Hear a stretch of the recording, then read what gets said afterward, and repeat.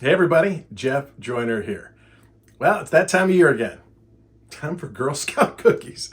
And I'm sure wherever you live, somebody is selling Girl Scout cookies, either out in front of the grocery store or I just saw, nearby our neighborhood, some kids like trying to wave down traffic and get people to pull over and buy them.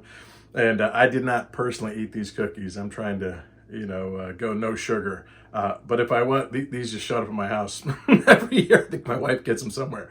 But Samoas, those would be the ones I'd be eating if I was eating sugar. And or maybe the way that you buy cookies, the way a lot of people do, is that somebody shows up at work and they're selling cookies on behalf of their daughter.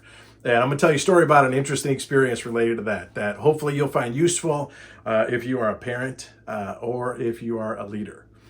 And so before I get into it, if you're enjoying these videos, please make sure you like and subscribe to this channel. You can hit the notification bell and be notified when I put out new videos. So this story goes back about 15 years ago. I was working for the Campbell's Soup Company. That's my Campbell's Merit Awards for Excellence back there behind me. Spent 10 years in sales management with the Campbell's and worked mostly out of my home, but there's a big office here in Cincinnati where the Campbell's retail team works out of. Kroger Corporation is headquartered here in Cincinnati, and so Campbell's has an office here. And my boss had his office out of that same bigger office. And so sometimes I'd work out of there when I was working on projects with him. But one day, we're there on a Friday afternoon. Someone sticks his head into the office, and it's a guy named Lance. He is a high-ranking executive for the retail division of Campbell's, like a national vice president of sales. This guy is like up there in the organization. Didn't really know him. Had talked to him a few times. Seemed like a friendly guy, good dude, but pretty successful at our company.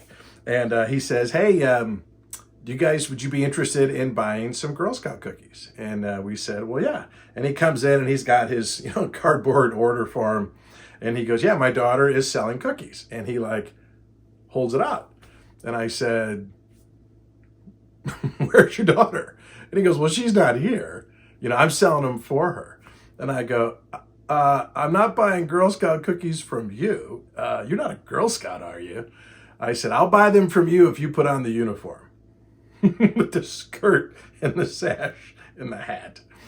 And he just looks at me. I look over at my boss is Dale. This guy is several levels above both me and Dale. I look at Dale. He's like, I look at Lance, and I'm not sure he's used to people talking to him that way. And I said, "Hey, here's what I mean." I said, "I know you're trying to help out your daughter, but you're not helping her by robbing her from the opportunity to learn from selling the cookies herself." I said, "You're a sales manager. You know what it's like. There are few things as rewarding as selling a product or service to somebody. And it's scary, right? Especially if they're a stranger. But if you do it, it's rewarding. It feels good, especially if you're getting them in touch with something that they want or need, right? And feeling a need for somebody." I said, "Let your daughter sell the cookies." I said, "I tell you what, let me give you my phone number. Have your daughter call me. I promise I'll be nice to her, and I promise I'll buy some cookies, but I'm going to buy them from her, not from you." And there was a moment of tense silence, and he goes, "Huh. He takes my number, he leaves. And my boss, Dale, goes, "What are you doing? Do you know who that is?" And I said, "Yeah, it's a dad who wants to help his daughter, who just had somebody open his eyes up to an idea of how he can help his daughter more than he ever thought he could." So we'll see. Well, next day, Saturday, my phone rings, some number I don't recognize. I answer it. It's the daughter. And I don't know how old girls are when they sell Girl Scout cookies, 10, 11, 12. And she introduces herself, and I said, "Well, tell me a little bit about yourself. Why are you selling cookies?" And she told me her story on what she was trying to accomplish. Her and her troop were trying to earn money to go on a trip, and it was a worthy cause. And I said, "Man, that sounds awesome." And I said, "Okay, well, I'll tell you what. I got like 3 questions, and if you can answer these for me, then I think I could be one of your customers." She's like, "Okay." And I said, "I'll tell you what they are, and then you can answer them one at a time." I said, "Number one, I want to know, why should I buy Girl Scout cookies and not some other type of cookies?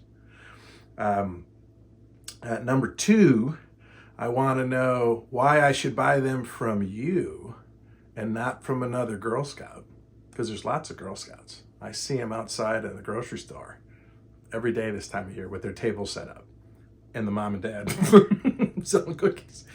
And number three, I want to talk about the price because they seem a little expensive to me.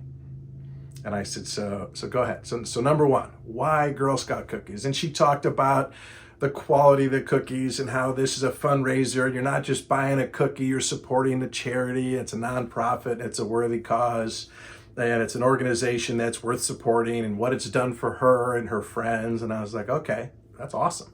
Number two, why buy them from you and not from somebody else? She said, has any other Girl Scouts called you and asked you to buy cookies? And I said, no. She goes, that's why you should buy it from me. And I said, that's a darn good answer, right? Check that box. I said, now let's talk about the price. And she said, well, sir, honestly, she goes, these are better cookies than what you're going to get at the store. They're very high quality. They're made with the top-notch ingredients. And there's a little bit of a premium price because you're supporting a charity. You know, you're not just buying cookies. You know, you're doing something good. And I said, okay, I tell you what. You sold me. I'll buy your cookies. And I said, now how many boxes do people usually buy? How many should I buy? And there's a pause and she goes, well, most people buy 2 or 3, but Mr. Joyner, you sound like a really nice person. I'm assuming you're going to want to give some to your friends. And so you probably want to order more. And I'm like, we need to sign this girl up to a sales contract. And I said, you know what? You're right. I am a nice person and I will give some to my friends. Put me down for 10 boxes of cookies. And got a variety of Samoas and some Thin Mints and I forget the Lorna Doone kind of ones that are tasty. And I said, yeah, I said, put me down, gave her my information. And she said, thank you so much. And I said, hey, you know what? You did a really good job. I'm really, really proud of you. And I really thought that was going to be it. You know, I might run into Lance again. I don't work out of that office every day. And but the next day, actually Monday, my phone rings, and it's Lance, and he said, "Hey, I just wanted to thank you for your leadership." He said, "I've been running around selling those cookies for my daughter, thinking I was helping her, and you really got me thinking about if I really want to help her, I need to equip her and train her and coach her and encourage her to sell herself." And he goes, "You know, my daughter right now is so fired up about selling and she feels so good about herself, and what a confidence booster."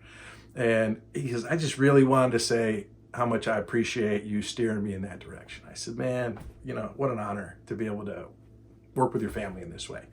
And so I lost touch with him. I think we're still connected on LinkedIn. He's moved up, and I don't know if he's still at that company or somewhere else, but good dude. You know, and here's the stars of that story, right? Number one, good for her for being, you know, when her dad said, "Hey, you got to sell things yourself," that she was like, "Oh," you know, she was a big girl and she did it.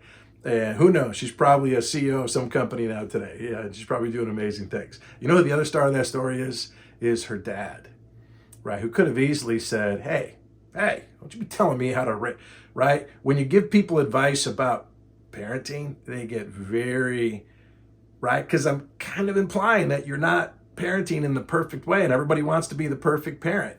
But good for him for being just open to just be a little coachable, right? Even as a high-level successful executive, I would argue that's how he became a high-level successful executive, is because he's open to learning and growing and changing. But good for him for making a shift, even on something as personal as, you know, parenting strategies. And so, pretty cool memory. Whenever I see Girl Scout cookies to this day, I think about that little girl and her dad. And, you know, if you got kids that are trying to sell something, let them sell it. Don't be selling it for them, right? It's like, you know, you probably heard the analogy of the butterfly in the cocoon and it's struggling to get out. And some people try to take scissors and cut the cocoon to help the butterfly come out. But when the butterfly comes out, it can't fly and it dies, because it's the struggle of getting out of the cocoon that gives the butterfly the strength in its wings to fly. And so I think that's your job as a parent, is preparing your kids to win and succeed in the world, not just helping them, you know, win some contest.